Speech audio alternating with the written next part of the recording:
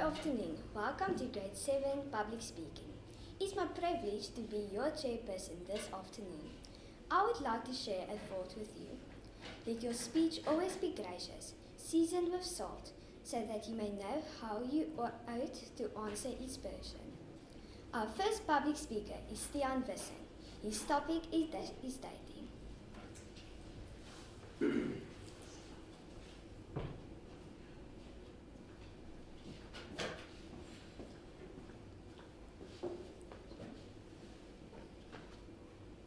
A heart filled with pain, deceived by lies, feelings bitter and hard, hatred burning.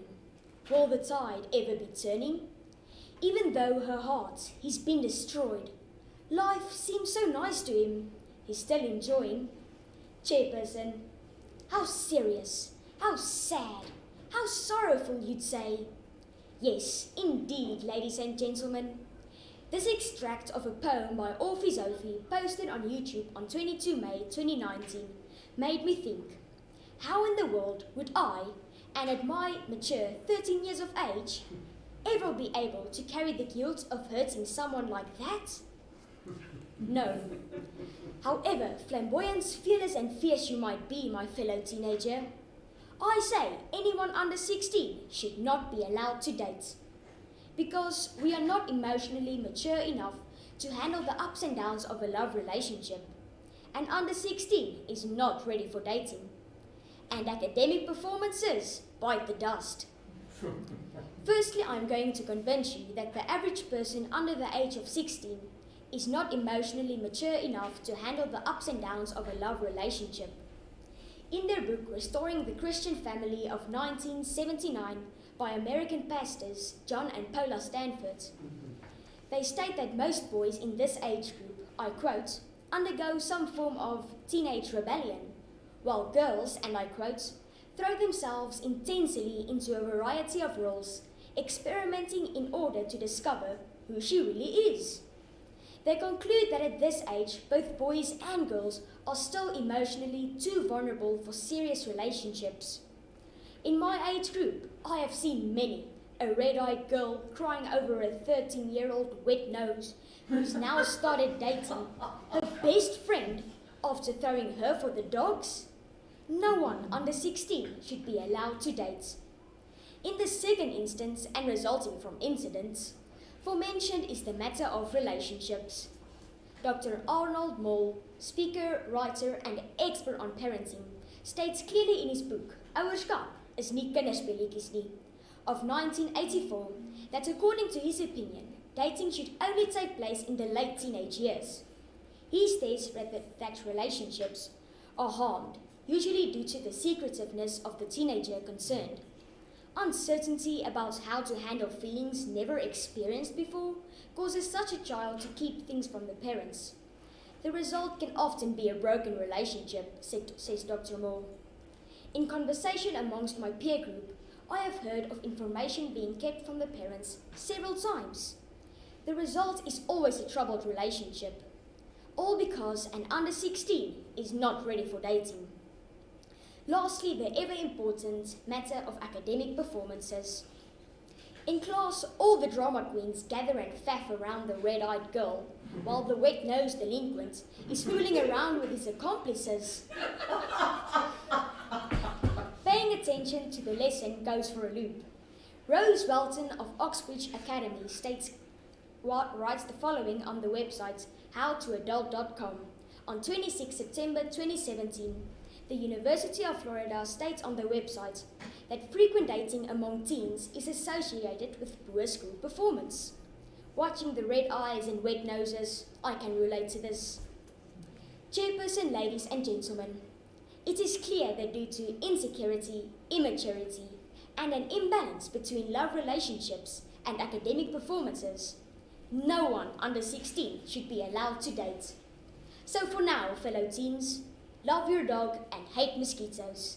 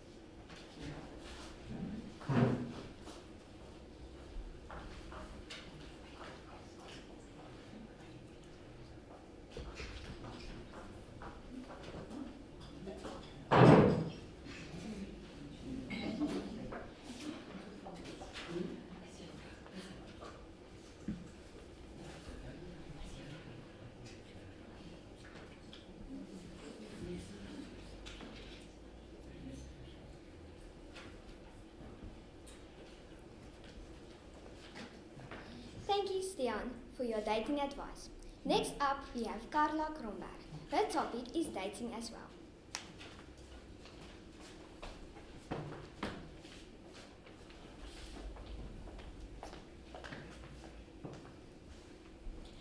Taking, faking, breaking, and dating. Is it just me, or do these words rhyme and have something in common? I think that dating is way too much drama for a grade 7 learner. Actually, way too much drama for anyone under 16. Chairperson, ladies and gentlemen, today I'm going to tell you why I think anyone under 16 should not be allowed to date. As you may remember, taking was the first word I used. That with good reason. When you're under 16 and dating, you usually take more than you give, even if you don't mean it or don't realize it. Ashta Yadav said, don't just take, give something back. When you're older, you give more easily, probably because you're more mature. Faking, the second word I used. Faking isn't all about telling lies. Faking can include not being yourself because under 16, you're still trying to figure out who you really are. It's sometimes hard to understand that you have to be yourself. Sometimes people under 16 think that people won't like them for who they are. So they try to be someone they think everyone likes so someone will like them, if that makes any sense. It is said, don't change so people will like you. Be yourself and the right people will love the real you. I totally agree. So don't fake it or you won't make it. The third and final word I'm going to discuss today is breaking. Under 16, you can sometimes break something and then you don't know how to mend it. When you're older, on the other hand, breaking doesn't happen that often because you're more responsible, and if something breaks, you'll know how to mend it. Megan Duke said, mending a broken heart isn't easy. This is true, but when you're older, it might be easier. So, don't play with things that might be broken if you don't know how to mend them yet. Taking, faking, breaking, and dating. These words do have something in common, but if you date at the right time and at the right age, dating can be growing, flowing, and glowing. Chairperson, ladies and gentlemen, I hope you understand now why I think anyone under 16 should not be allowed to date.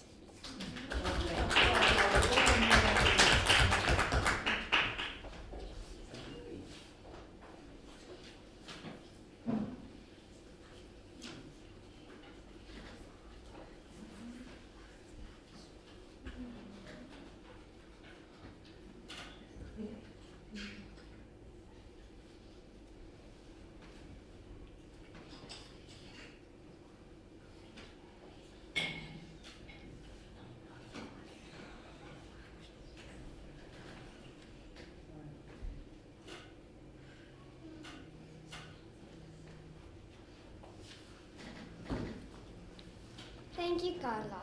Your speech was awesome. Daniel Hershenson, you have the floor, and we look forward to hear what you have to say about celebrities.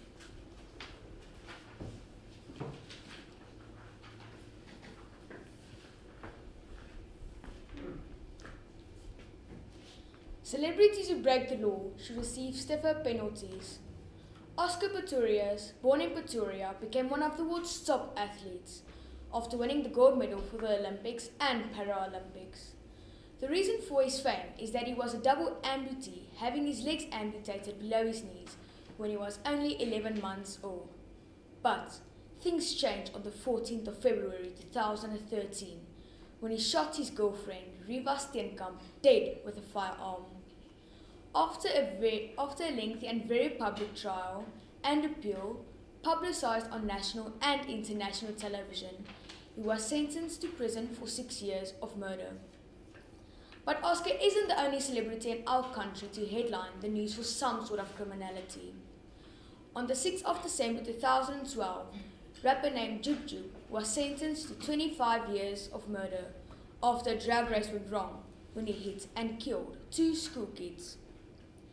On the 17th of May 2021, our previous state president, Mr. Jacob Zuma will again be arraigned before the Durban High Court on charges of fraud and corruption against him.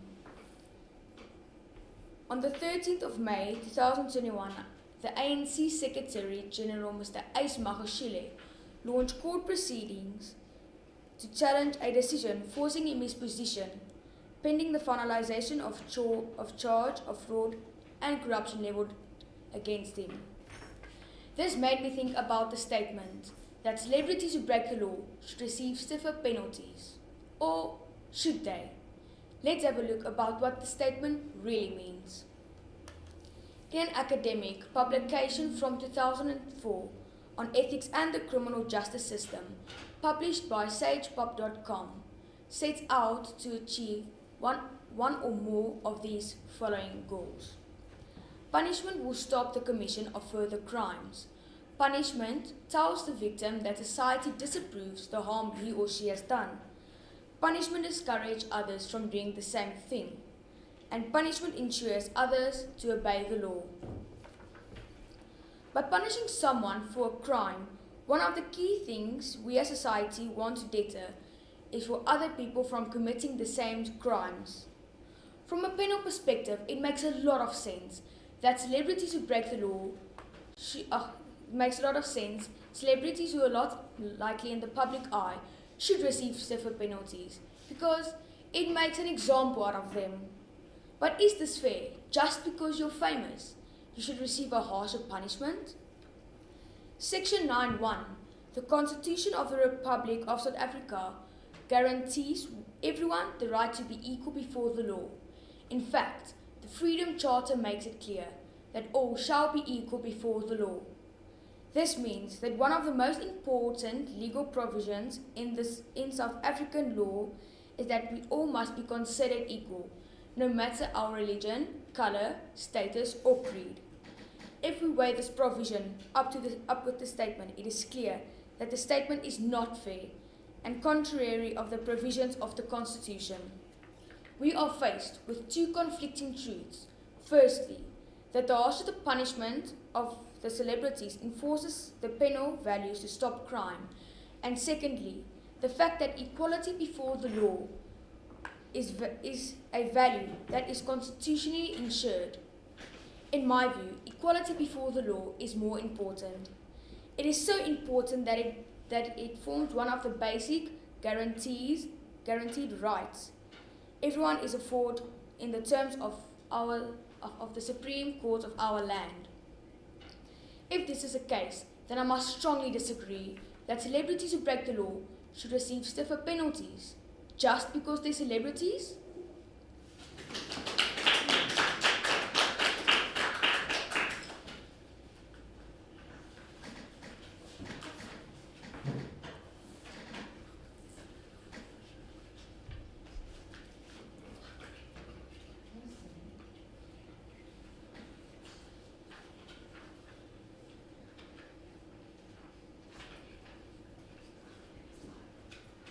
Thank you, Daniel. It was a very interesting speech.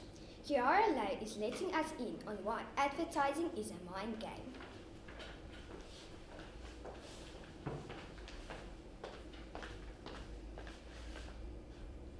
Advertising is a mind game to a better future.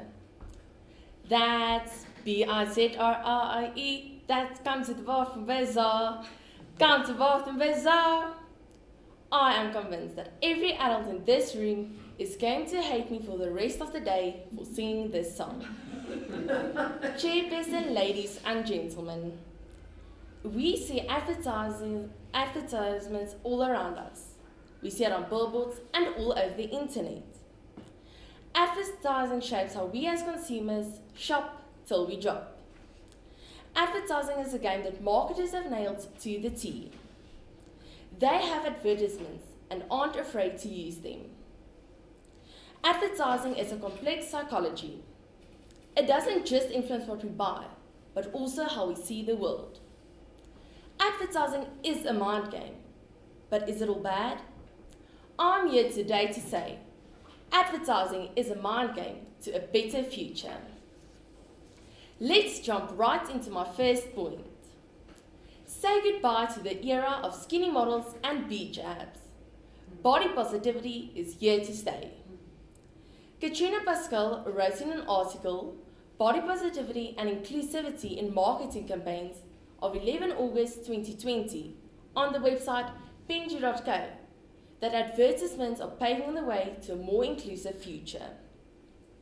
Advertising is all about changing perceptions, and many companies are starting to do just that. The rise of body positivity enabled more people to support brands that accept and embrace themselves. Advertising, particularly for fashion and cosmetics, has a powerful impact on how we see ourselves and how we think we should look like. Advertising has become more inclusive. We see advertisements with people from all walks of life, no matter your age, body, race, or gender. Advertising is creating a platform where all life is celebrated. For my second point, I take a huge bite out of my quinoa burger. In the past, advertising was used to brainwash people into buying junk food and convincing them it's healthy. But today, advertising has made us crucially aware of what we put into our body.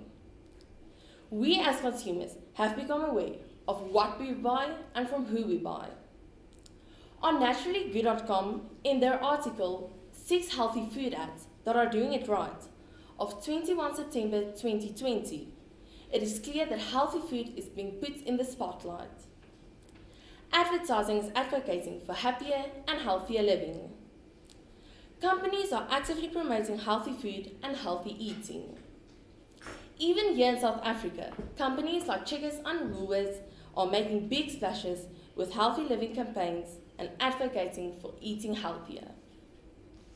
And now, for the final nail in the coffin.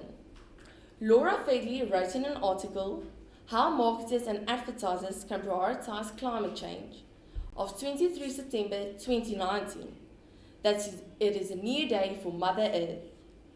Environmentalism is in, and it's creating awareness for a better, more sustainable future. Businesses like Tesla, Google, and grocery stores are bringing the hammer down on climate change. Advertising is an incredibly effective and powerful way to spread the word about important issues, and Earth is on the priority list. Being aware of environmentally friendly products help consumers make the right choice. Advertising is actively making us aware of how and what we consume. Chairperson, ladies and gentlemen, in the end, advertising is a power tool to building a more inclusive, healthier and greener planet. Let's start being aware and see the positive message around us. In the words of the wisest woman I know, my mom, the future is an exciting place.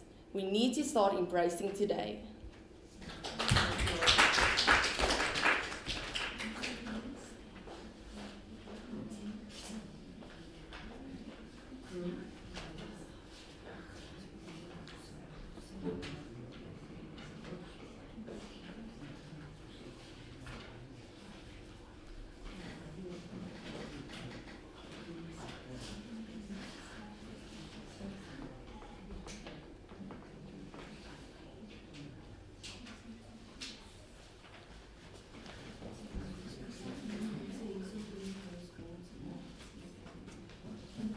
Thank you, Kiara, for your advertising tips. Last but not least is Scott Lotter, and he will close this afternoon's public speaking with dating.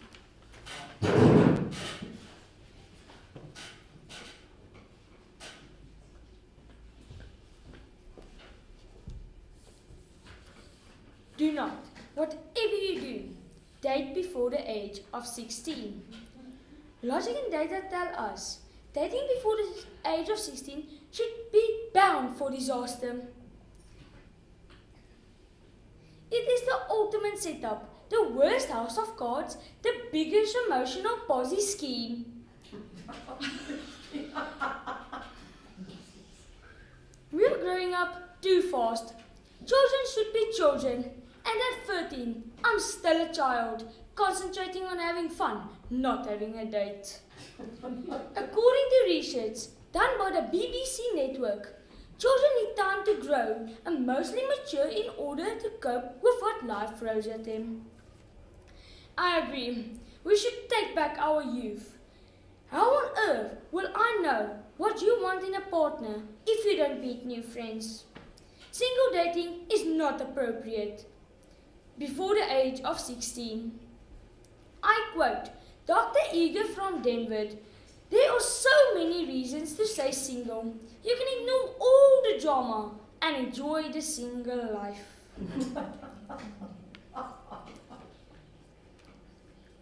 Think about yourself first. I am selfish. You can ask my mother. Dr. DiArchie explained on thekidshealth.org. You should take stand and be your own brand. I'm a teenager. My brain is focused on, according to Franz E. Jensen, author of the book, The Teenager's Brain, Yourself, Myself, and you should only focus on yourself. Embracing the teen years of time, the healthy selfishness can contradict teens' peer pressure to date and focus on early on. Despite all the peer pressure to date, there are so many reasons. Succeeding in school is so important that you should not let anything or anyone distract you from reaching your goals. No, I'm a teenager. I am selfish and I'm thinking of myself right now. And anyway, a confident teenager do not need anyone else to complete them, do they? Dating is expensive. You're saving a ton of money if you're not dating. When you're dating, you're constantly dropping 100 rand on something super original for their birthday. And then there's all the money you're wasting on petrol for driving back and forth between the houses. And date night, a movie, something to eat during the movie, something to eat after the movie. What's the point? And Valentine's Day, the roses, the chocolates, and teddy bears. Oof.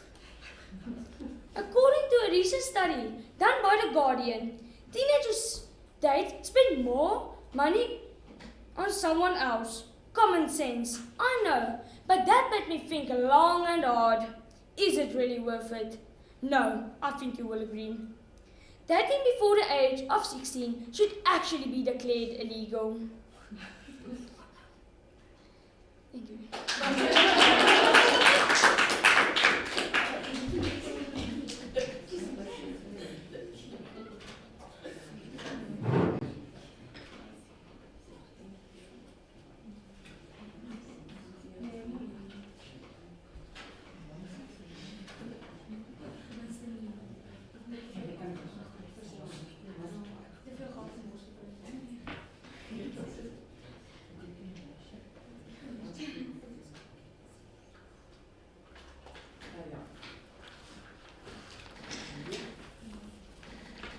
Thank you, Scott. It was an amazing speech. Thank you, ladies and gentlemen. The judicators will now continue.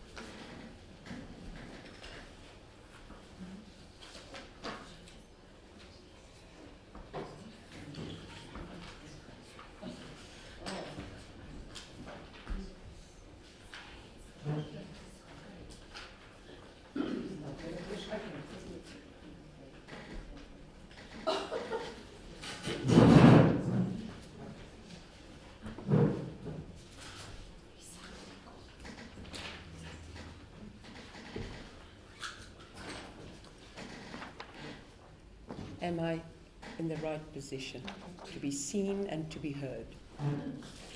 Oh, fantastic. Folks, man, that was lovely. What a lovely topic. Lynn and I, sorry, that is much too informal. Mrs. DeForce and myself, we are teachers at Die Wilgers, and we teach English matric, grade 10, grade 11.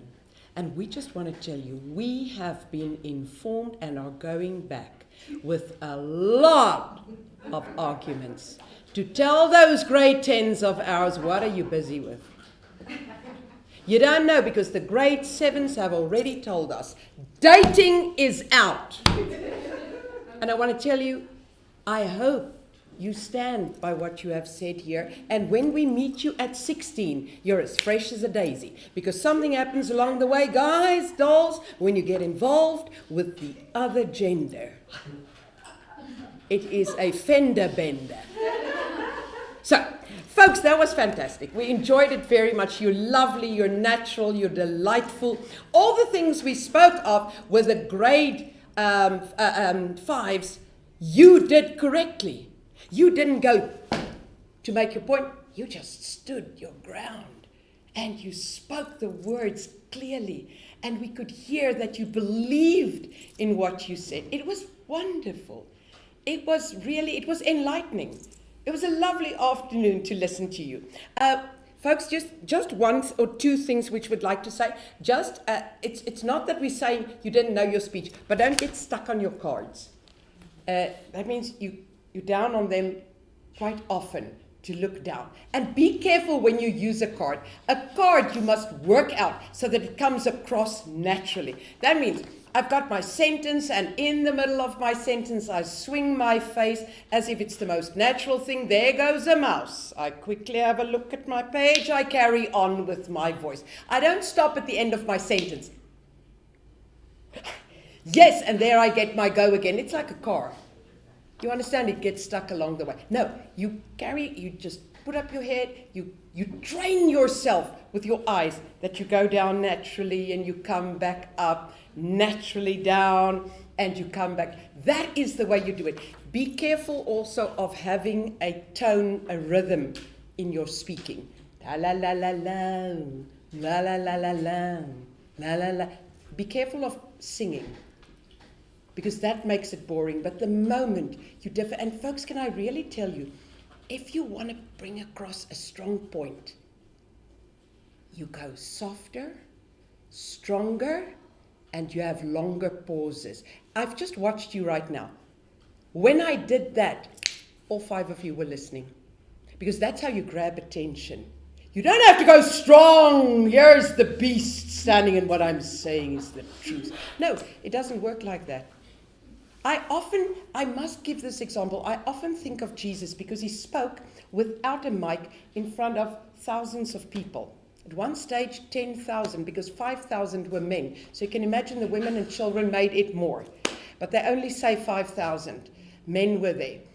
And 10,000 people, he must have stood. Where did he stand? How did he speak? Why would children, have you ever thought about that? Why would children go after a man to listen to how he speaks?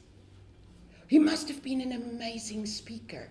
He must have touched hearts. And he was a simple speaker in what he said, because he told stories. That is the thing. If you are able to tell a story, people listen. They grab onto it, they latch onto it, and they sit and they wait. What is the end of the story? Because we all want a story. And we all want to learn from the story.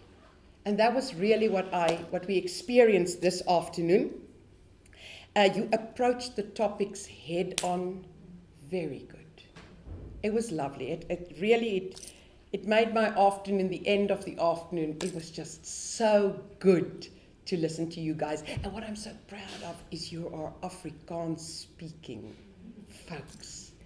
And we don't care about the fact when there is an Afrikaans accent. Can I just tell you, never look at somebody who speaks English because you're Afrikaans and he speaks with an Afrikaans accent as if that is stupid. That's magnificent. because that means you can speak another language. Listen to our Africans when they speak. They definitely have accents, and nobody thinks they're stupid. But we tend to think that with Afrikaans we have this thing that you have to have this beautiful accent, then you are smart. You know you're not. You're just excellent when you can speak the language and it's fluently, and you go and you move and you converse in English. That's fantastic. Thank you very much for this afternoon. I'm going to hand out these and then I will announce the winners. First we have, I hope I pronounce your names correctly, Daniel Hershenson. Thank you for that help there. It meant quite a lot. Oh, and you get something as well. Now, what we do is we're going to bump, because I have to have a, wait a minute, where is my mask? The masked adjudicator. You see, now I'm safe. Okay, thank you, love. We have next Carla Kromberg.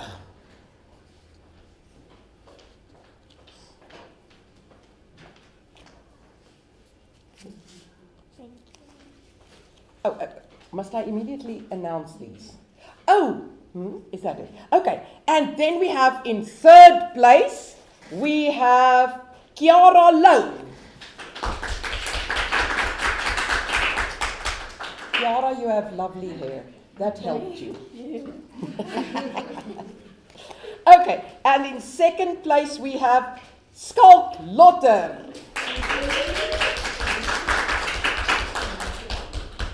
I love it when the men have something to say about dating.